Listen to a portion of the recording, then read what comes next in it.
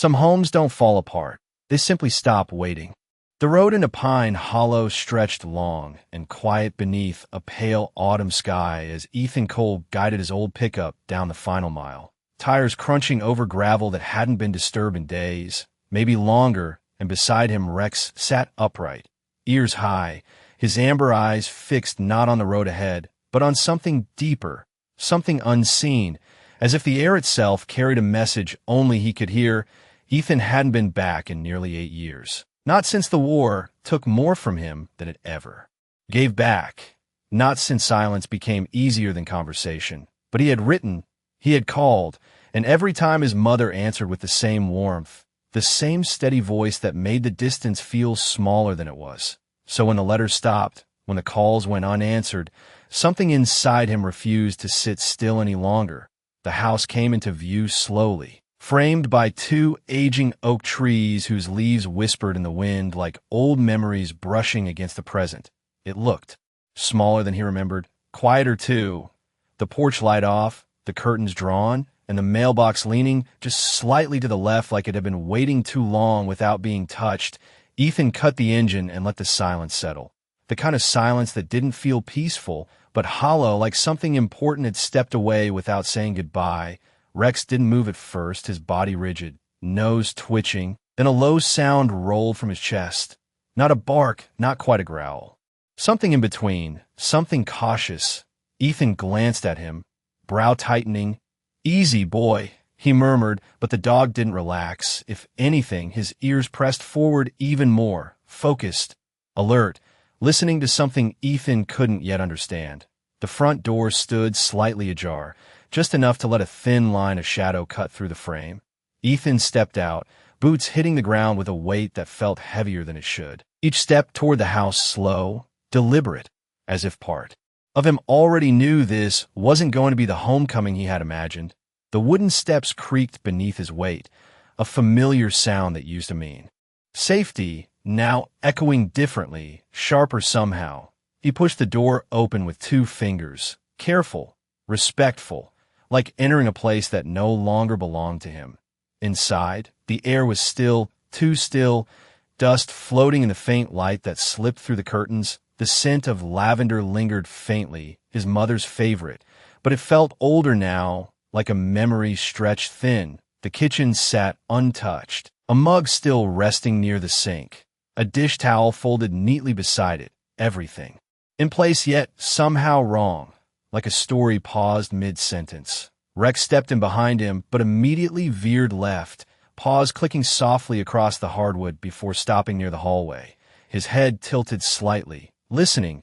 Then he moved again, faster this time, toward the back of the house, nails scraping lightly as urgency replaced caution. Ethan followed, heart beginning to tighten with each step. "Rex," he called quietly, but the dog didn't look back. He reached the rear door and stopped, staring at the ground just outside where the dirt met the wooden frame. Ethan stepped closer, eyes narrowing. There, faint but undeniable, were marks, not footprints exactly, but something dragged, something disturbed in a way the wind couldn't explain. Rex lowered his head, sniffed once, then twice, before letting out a single, sharp bark that cut through the silence like a warning. Ethan's breath slowed, his hand tightening slightly at his side as a thought formed, quiet but heavy. "She didn't leave," he whispered, not yet fully understanding why, but feeling it settle deep in his chest. And for the first time since he arrived, the house didn't feel empty. It felt like it was hiding something. Rex did not move away from the door, his body angled low, nose tracing the faint line in the dirt as if following a story written too softly for human eyes. Ethan crouched beside him, brushing his fingers across the disturbed ground and feeling the difference in texture, the way the soil had been pressed and shifted, not by wind, not by chance, but by something deliberate, something recent enough to still matter. He exhaled slowly, the breath leaving him in a thin cloud as the afternoon cooled, and for a moment he closed his eyes, listening not for sound, but for instinct, the same instinct that had kept him alive in places far harsher than this quiet backyard. "Show me," he whispered, more to Rex than to himself, and the dog responded immediately, lifting his head and stepping forward, moving along the edge of the yard toward the old fence line where the grass grew uneven and wild. Ethan followed, each step measured, his senses sharpening, the world narrowing to the path in front of him and the steady rhythm of Rex's movement. The fence gate stood slightly open, swaying just enough in the breeze to tap softly against its post, a hollow wooden knock that echoed deeper than it should have. Beyond it, a narrow trail cut through the trees. One Ethan had not walked since he was a boy, back when the woods had felt like a place for hiding games and summer afternoons. Now it felt different, heavier, like it remembered more than he did. Rex paused at the edge, looking back. Once, his eyes catching Ethan's, not questioning, but confirming. Then he stepped into the trail, and Ethan followed without hesitation. Branches brushed against his jacket as they moved deeper, the light dimming as the canopy thickened overhead. The air cooler here, carrying the scent of damp earth and something faintly metallic, a smell that stirred a memory he could not quite place. After a few yards, the trail bent toward an old service road, cracked asphalt barely visible beneath years of neglect. And there, just beyond the bend, stood a structure Ethan had nearly forgotten, a small, low building with faded white paint and boarded windows, once a private care facility that had closed years ago after funding ran dry. He stopped short, his chest tightening. That place is shut down, he muttered, but Rex was already moving again. Faster now, pulling ahead with purpose, his paws hitting the asphalt with a soft, steady rhythm, as if he knew exactly where he was going. Ethan's gaze shifted to the building, noticing details he had missed at first glance. The front door was not boarded like the windows, the handle slightly worn, the path leading up to it clearer than it should have been, as if someone had been using it. Recently, his pulse slowed in a way that felt unnatural, not calm, but focused, the kind of stillness that comes before understanding changes everything. Rex reached the door and stopped, sitting down firmly, eyes locked on the entrance. Then he let out one short bark, not loud, not frantic, but certain. Ethan stepped up beside him, his hand hovering near the handle. The wood cooled beneath his fingers, and in that quiet moment, with the wind barely moving, and the world holding its breath, he felt it again, that same thought settling deeper, heavier this time. She did not come here by choice, he said softly, and somewhere inside the building, something shifted, not a sound exactly, but a presence like a story waiting behind a closed door, and Ethan knew that whatever truth he had come back to find, it was no longer behind him in the house. It was right here, waiting to be uncovered. The handle did not resist when Ethan pressed it down, and the door opened with a slow, tired creak that echoed deeper than the small building should have allowed, as if the sound traveled through walls that had been waiting too long to be disturbed. The air inside was cooler, carrying a sterile dryness that clung faintly to the back of his throat, not the warmth of a place meant for care, but the emptiness of one that had been forgotten without being fully abandoned. Rex stepped in first, his posture low but steady, nose sweeping the floor in short, precise movements, each step deliberate, as though he were reading something written in scent rather than ink. Ethan followed, his boots landing softly on the worn linoleum, the hallway stretching ahead in a straight line lined with closed doors, each one identical, each one silent.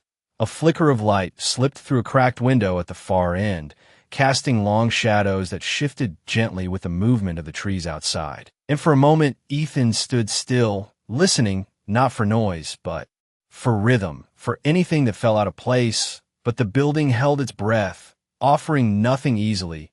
Rex paused halfway down the hall and turned his head toward a wall where a small metal directory still hung crookedly, its surface dulled by time. Ethan stepped closer, brushing away a thin layer of dust with his sleeve, the list of names beneath labeled rooms that no longer held voices. But one name caught his eye instantly. Margaret Cole, room 12. His fingers tightened slightly against the cold metal as a quiet certainty settled in. Not surprise, not relief, but recognition. Like finding a missing piece in a place it should not have been. They wanted it to look official, he said under his breath. Rex moved again, quicker now, stopping outside a door marked with a faded 12. He did not bark this time. He simply sat, his gaze fixed, unwavering. Ethan reached for the handle but paused, something in the stillness pressing against him. A hesitation not born from fear, but from knowing that once the door opened, nothing would remain the same. He turned the knob slowly, the latch clicking with a sound too sharp for the quiet space. The room inside was empty, the bed neatly made, the curtains drawn halfway, as if someone had left in a hurry but tried to make it look otherwise. A single chair sat near the window, angled slightly off, not aligned with the rest of the room. Ethan stepped inside, his eyes scanning every detail. The small table by the bed held a glass of water, untouched, a thin layer of dust forming at the surface. Beside it, a folded piece of paper rested carefully, not hidden, but not meant to be found easily either. Rex moved to the corner, pressing his nose against the baseboard where the wall met the floor, his body tensing in a way Ethan recognized immediately. This was not curiosity. This was confirmation. Ethan picked up the paper, unfolding it slowly. The handwriting was familiar, unmistakable, his mother's, but the words did not match the calm of her usual letters. They trembled across the page, uneven, careful. If you are reading this, something is not right. Ethan's breath slowed as he read, the room around him fading into the background. I did not choose to leave. They said it was for my safety, but the doors do not open the way they should, and the records they keep are not honest. His grip tightened slightly as the final line settled. Trust the one who listens, he will lead you where I cannot. Ethan lowered the paper, his gaze shifting to Rex, who had not moved, still focused on the same point along the wall. And in that quiet space, with the light barely touching the edges of the room, Ethan understood something that reached beyond logic. The truth had never been meant to stay hidden. It had only been waiting for someone loyal enough to follow it all the way through. Rex did not break his focus. His nose pressed firmly against the narrow seam where the wall met the floor, his breathing steady but intent, as if the truth itself had pooled in that exact place and refused to move any further. Ethan stepped closer, lowering himself slowly, his fingers brushing along the baseboard, feeling the subtle difference in the wood, a faint looseness where everything else remained fixed and unmoving, the kind of detail most people would overlook, but Rex had not. And that alone was enough for Ethan to trust what came next. He pressed gently, then harder, until a soft click answered him, quiet but undeniable, and a thin section of the baseboard shifted inward, revealing a narrow gap just wide enough to slip his fingers inside. The air that escaped carried a colder scent, stale and hidden, like a space that had not been meant to breathe. Ethan pulled the panel free with care, setting it aside as he leaned closer. Inside was not a room, not exactly, but a shallow crawl space, reinforced with old beams and lined with wiring that ran deeper beneath the structure, far more complex than anything this small facility should have needed.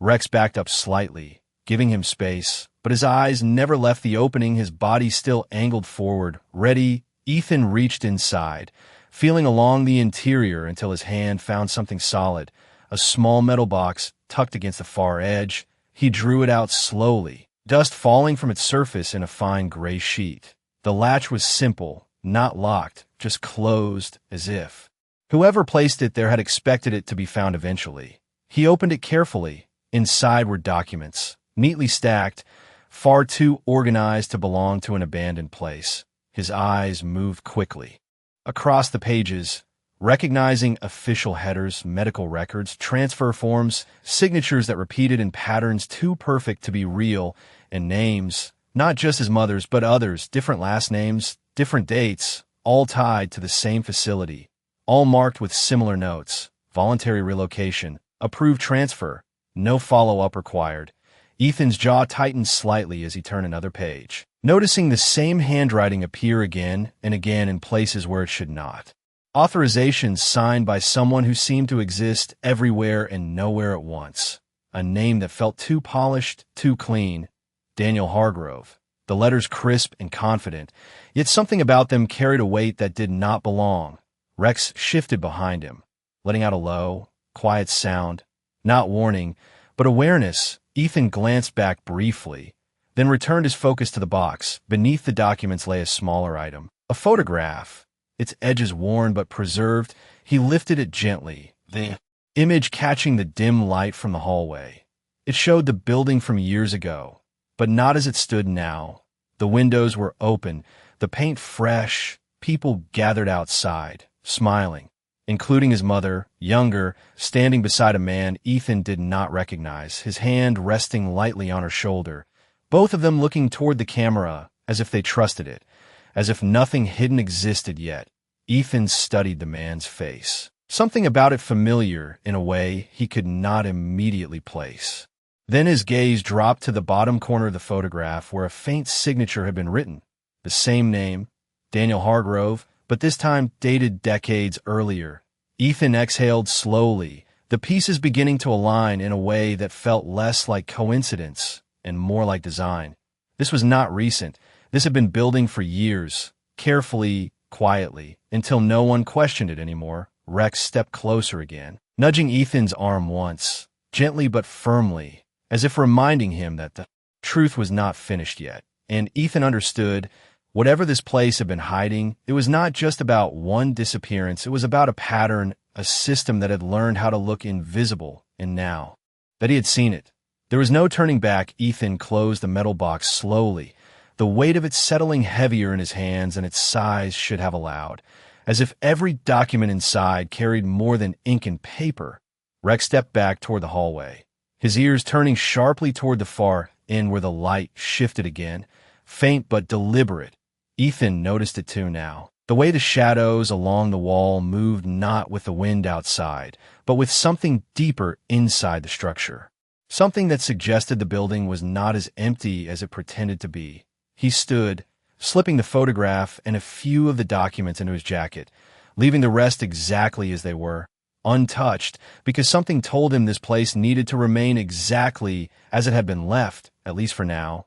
Rex moved ahead without waiting, his pace quicker, more certain, guiding Ethan back into the hallway. But instead of heading toward the exit, he turned in the opposite direction, toward a section of the building that looked older, the paint more faded, the air slightly colder, as if the walls there had absorbed more years than the rest. Ethan followed, his steps quieter now, instinct taking over where thought could not keep up. The corridor narrowed slightly, the ceiling lower, and at the very end stood a door different from the others, heavier, reinforced, its surface marked with faint scratches that did not match the age of the building. Rex stopped in front of it, his body still but alert, his tail low. Not in fear, but in focus. Ethan reached out and tested the handle. It did not move, locked, but not permanently, just enough to keep something in or out depending on who held the key. He stepped back, scanning the area, his eyes catching a small panel on the wall nearby, half concealed behind a loose sheet of faded notice paper. He pulled it aside, revealing a keypad, old but functional, its numbers worn from use, not abandonment. His breath slowed as he stared at it. Then his mind moved quickly, connecting the patterns he had seen in the documents. Dates repeated, numbers aligned in quiet sequences. He entered one slowly, the year printed most often across the forms. 1998. The keypad blinked once. Then the lock released with a soft click. Rex shifted forward immediately, pressing his nose against the door as Ethan pushed it open. The space beyond was dim, lit only by a single overhead bulb that hummed faintly, casting a soft circle of light over a narrow room filled with filing cabinets. Newer than the rest of the building, organized, active, the air inside carried a different scent. Cleaner, recent. Ethan stepped in, his gaze moving across the rows, each cabinet labeled carefully, not with names but with codes, sequences that matched the files in the box. Rex moved to one cabinet in particular, stopping beside it, his paw lifting once, then resting against the metal surface as if marking it. Ethan pulled the drawer open, the sound sliding through the quiet like a line being drawn. Inside were folders, each one containing the same structure: intake forms, transfer approvals, final clearance signatures. But what caught Ethan's attention were the timestamps, many of them recent, some only days old. His chest tightened as he flipped through them, recognizing the pattern clearly now. People were being processed, moved, documented, all under the appearance of care, but the consistency, the precision, it spoke of something else entirely, something controlled, something hidden in plain sight. Then he found it, a folder marked with a code that matched the one written faintly in his mother's note. He pulled it out slowly, opening it with careful hands. Inside was a record, complete, detailed, signed, but the final page was different. It did not mark an end. It marked a transfer, destination listed not as a facility, but as a location, coordinates written in small, exact numbers. Ethan stared at them, the realization settling deeper than before. This was not about keeping people here. It was about moving them somewhere else, somewhere off record, somewhere hidden beyond the reach of ordinary systems. Rex let out a low sound again, softer this time, as if urging him forward, and Ethan understood this building was only the beginning. The truth did not end here. It only pointed further, and whatever waited at those coordinates was where the real story had been taken. The coordinates did not feel like numbers as Ethan stared at them. They felt like a direction he had been walking toward long before he understood why.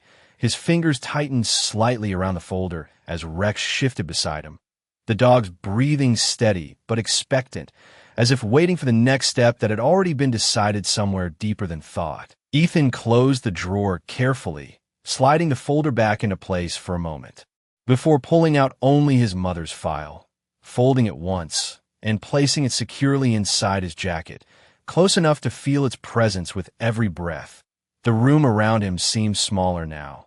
Not because it had changed, but because the truth inside it had expanded beyond its walls. He turned and stepped back into the hallway, Rex already moving ahead, his pace quick but controlled, guiding them back through the narrow corridor, past the silent rooms and the dim light that flickered faintly. As if reacting to their passing, the building no longer felt abandoned. It felt paused, like something that had simply stepped away and might return at any moment. Outside, the late afternoon had begun to fade into early evening, the skies softening into shades of gray and gold as the wind moved gently through the trees, carrying the scent of leaves and distant rain. Ethan paused at the edge of the trail, pulling the folded paper from his jacket once more, his eyes tracing the coordinates again, memorizing them not as numbers, but as a path. Rex stood beside him, looking up briefly, then back toward the road, his body angled forward. Ready, always ready. Ethan nodded once, a small motion, but enough. All right, he said quietly, his voice steady in a way it had not been since he arrived. The truck waited where he had left it, unchanged, grounded, a reminder that movement was still possible, that distance could still be crossed. He climbed into the driver's seat, the engine turning over with a low, familiar rumble, and for a moment he sat still, hands resting on the wheel, eyes fixed ahead as the last light of day stretched across the horizon. Then Rex shifted, placing one paw lightly against Ethan's arm, not urgent, not forceful, just present. Ethan glanced at him, a faint breath leaving him, something softer this time, not doubt, not fear, but understanding. You knew, he murmured, and Rex blinked once, calm, certain, as if the answer had always been there. Ethan shifted the truck into gear and pulled onto the road, gravel scattering behind them as the house disappeared in the rearview mirror, not as a place left behind, but as a beginning finally understood.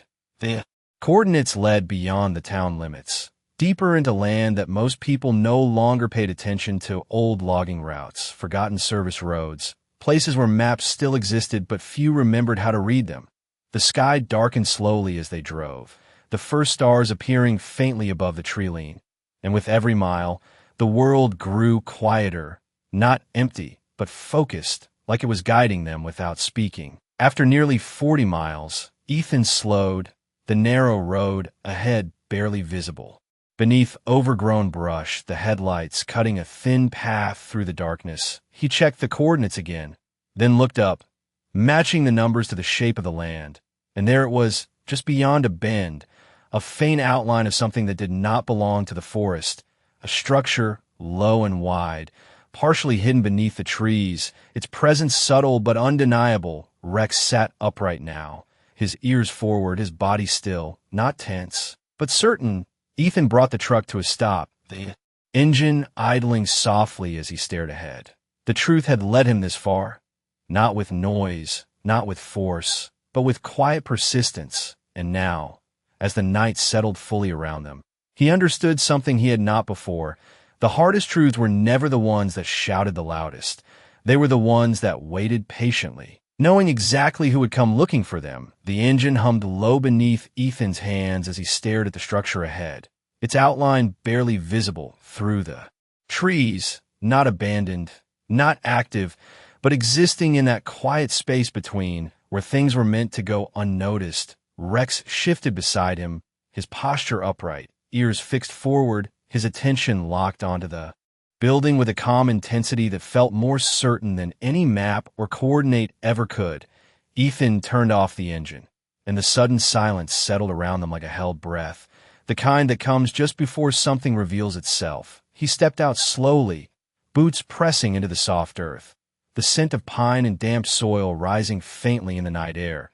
The building sat about 50 yards ahead, partially concealed by overgrowth, its walls a muted gray that blended into the shadows. A single dim light glowed near the side entrance, not bright enough to draw attention, just enough to suggest presence. Rex moved first, not rushing, not hesitant, but deliberate, each step measured as he approached the edge of the clearing.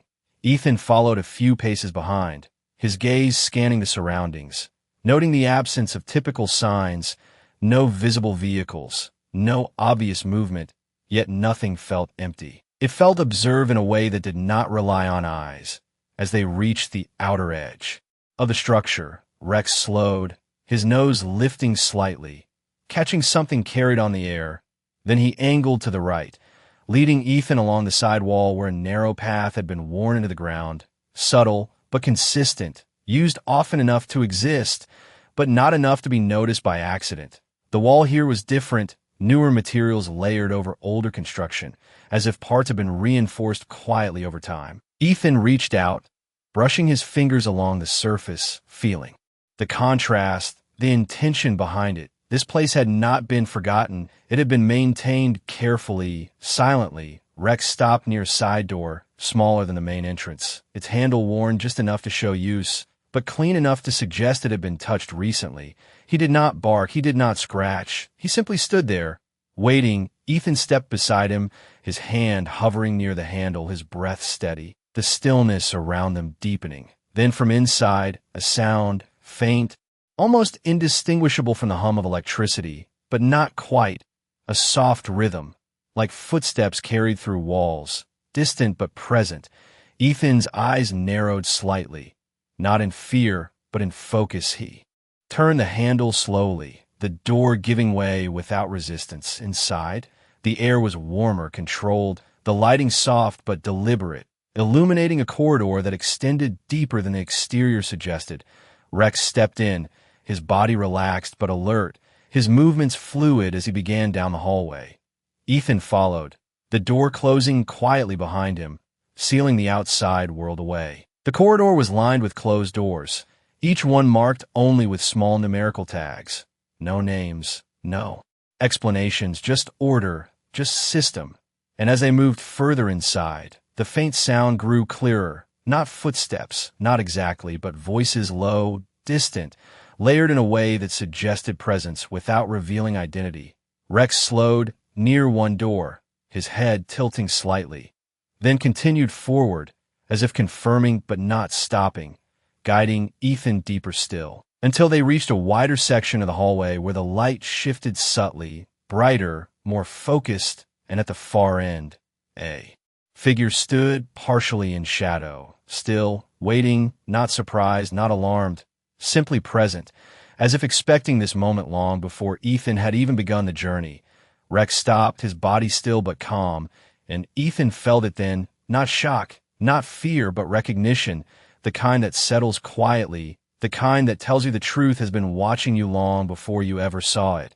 And in that silent space between them, one thing became clear. This was not a place built to hide people. It was a place built to control what was seen. And now, for the first time, someone was finally seeing it. The figure did not move as Ethan and Rex approached, the light above casting a soft outline that revealed just enough to hold attention, but not enough to give answers freely. Ethan slowed his steps, his eyes adjusting to the contrast between shadow and illumination. And as he drew closer, the man's features became clearer. Older than Ethan by perhaps 20 years, composed, his posture relaxed in a way that did not come from comfort but from control, as if he had spent a lifetime standing exactly where he needed to be. "You made it further than most," the man said quietly, his voice steady. Neither surprised nor defensive, simply acknowledging what had already happened. Rex remained still at Ethan's side, not growling, not reacting, only watching, his calmness speaking louder than any warning could have. Ethan stopped a few feet away, his gaze fixed. "Where is she?" he asked, the words direct, not raised, but carrying a weight that did not need volume. The man studied him for a moment, then nodded slightly, as if confirming something to himself. "Your mother is safe," he replied. And, though the words were simple, something beneath them felt incomplete, not false, but not whole. Ethan's jaw tightened just enough to show the shift. "Safe does not mean free," he said, and the man's expression changed almost imperceptibly, a flicker of recognition passing through his eyes. "No," he admitted softly. "It does not." The silence that followed stretched gently, not tense, but heavy with understanding. Rex stepped forward half a pace, his gaze lifting toward the man, then shifting briefly down the corridor behind him, as if mapping the space in a way no blueprint could capture. The man noticed, his eyes following the dog's movement. And for the first time, there was something different in his expression, not concern, but respect. "He sees more than most people ever will," he said quietly. Ethan did not respond, his focus unwavering. The truth had brought him here, and he would not let it drift into explanation without substance. "You have been moving people," Ethan said, his voice calm, each word placed with care. "Changing records, creating systems that do not exist on paper." The man exhaled slowly, not in resistance, but in acknowledgement. "We protect what the world forgets," he said. "People who fall through systems, people who would be lost if left where they were." Ethan's eyes narrowed slightly, not rejecting the statement, but weighing it. "And you decide that for them," he replied. The man held his gaze steady, unflinching. "Sometimes the world does not give them a choice," he said, "so someone has to." Rex shifted again, this time stepping past Ethan, moving toward the corridor beyond the man, his pace unhurried, his certainty unchanged. The man did not stop him, did not call out, only watched as the dog passed, as if he understood that whatever boundary existed here did not apply in the same way anymore. Ethan followed, stepping past the man without turning his back fully, his awareness sharp. The corridor beyond opened into a wider space, the lighting softer, warmer, and the low voices that had echoed before became clearer now. Not distressed, not chaotic, but present, alive, a quiet community existing just out of sight. And then, at the far end of the room, seated near a window where the night pressed gently against the glass, was a figure Ethan recognized before his mind could fully catch up, her posture familiar, her hands resting lightly in her lap, her head turning slowly as if she had felt something shift in the air long before seeing it. Rex stopped several feet away from her, his body still, his tail giving a single, slow movement, and in that quiet moment, the distance between absence and presence closed without a word. Ethan felt his breath steady, not rushed, not overwhelmed, but grounded, because the truth, for all its weight, had led him exactly where it needed to. And now, standing at the edge of that final step, he understood something simple and unshakable. Sometimes what is hidden is not gone. It is only waiting for the right person to arrive for a long moment. Ethan did not move, because the distance between seeing and believing can sometimes feel wider than any road he had traveled. His mother sat quietly by the window, the soft light outlining her face in a way that felt both familiar and distant, as if time had touched her gently, but firmly while he had been away. Rex remained still, his presence calm, grounded, as though he had known this ending long before it arrived. Margaret Cole lifted her eyes fully now, meeting Ethan's, And in that simple moment, something unspoken passed between them. Not shock, not confusion, but recognition. The kind that does not need explanation. Ethan took a step forward, then another, each one steady, measured, until the space between them no longer held uncertainty, only truth. "You found me," she said softly, her voice carrying the same warmth he remembered, though quieter now, shaped by time and something deeper. Ethan exhaled slowly, a breath he had been holding since the moment he saw the empty house. "I followed him," he replied, glancing briefly at Rex, who lowered himself to the floor beside her chair, resting his head near her hand as if completing something that had been set in motion long ago. Margaret's fingers moved gently through the dog's fur, her touch steady, familiar, and for a moment, everything else faded, the walls, the system, the questions, leaving only the quiet presence of what had been found again. Ethan knelt beside her, his gaze searching her face not for answers, but for reassurance. "They said you left," he said, his voice calm but firm. Margaret shook her head slowly. "They said it would be safer," she replied, her eyes drifting briefly toward the hallway beyond, where the unseen structure of the place still lingered. They were not entirely wrong, but they were not entirely honest either. Ethan listened without interruption, the weight of her words settling not as anger, but as clarity. "Why did you not tell me?" he asked, and she smiled faintly, a small, knowing expression that carried both apology and understanding. "Because I knew you would come," she said, and the simplicity of it held more truth than anything else he had uncovered. Rex shifted slightly, his tail moving once against the floor, as if acknowledging the completion of something unseen. Ethan sat back slowly, his gaze moving across the room, the people in the distance, the quiet order that existed here, not chaos, not harm, but not freedom either, a balance that did not belong fully to either side. The man from the corridor stood at the edge of the space now, silent, watching, not interrupting, not interfering, just present. Ethan met his eyes briefly, and in that exchange, something unspoken settled between them. Not agreement, not acceptance, but understanding, the kind that comes when truth is no longer hidden, only complicated. Ethan turned back to his mother, his voice steady. "You do not have to stay," he said, not as a demand, but as a promise. Margaret looked at him, then at Rex, then back again, her expression thoughtful, calm. "Maybe not," she replied softly, "but leaving is not always the same as being free." The words lingered in the air, gentle but real, and Ethan understood then that this ending was not as simple as taking her home, because home itself had changed.